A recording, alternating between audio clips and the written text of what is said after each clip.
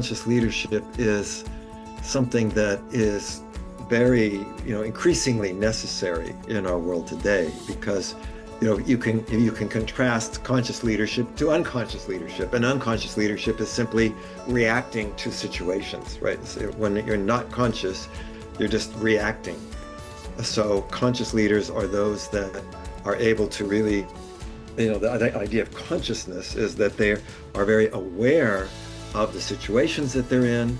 They're very aware of the consequences of their actions.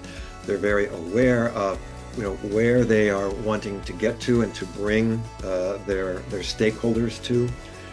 So we like to say that the simple definition of a conscious leader is it's somebody who is leading from a state of centered presence and accessing multiple intelligences to be in service of the sort of their highest values, and being able to serve all of the stakeholders.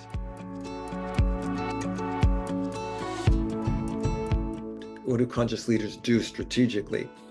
And we'll be going over these 7 strategies that have to do with also this notion of creating greater fitness for the future, and then to achieve alignment, alignment of all the stakeholders towards that future, and then to build powerful relationships and partnerships, with respect to that alignment, to be able to transform obstacles, and then finally we would say make in course corrections. So these are the kinds of things that we're going to be looking at in terms of what these components are of conscious leadership.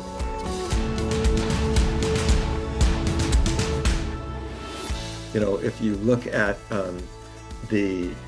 just how much our world has changed, even in the past couple of decades, what you realize is that we are living in this a changing world, what some people call the VUCA, which is volatile, uncertain, challenging, changing, etc.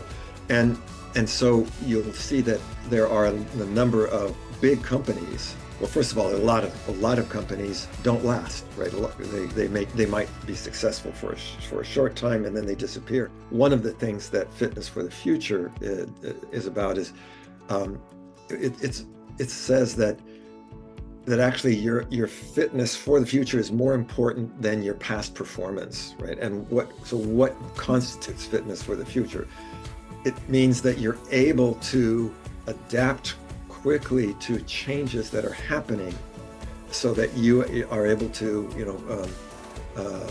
do what's necessary in order to not only survive but also to thrive when things change dramatically. Still very useful roadmaps for this is something that I think it probably was originally formulated in the 1990s by Peter Senge, called these 5 disciplines. And they're things like, personal mastery.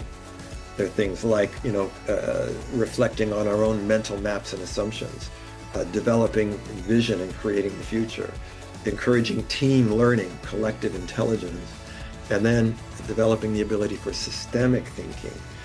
And I think these are all also aspects that relate to conscious leaderships, but they are what allows you, when you do these as a discipline, they're what allow you to be able to deal with something, whether you can anticipate it or it comes unexpectedly. So our world is getting, more and more complex, right? It's getting more and more, there's more and more change that's going to happen.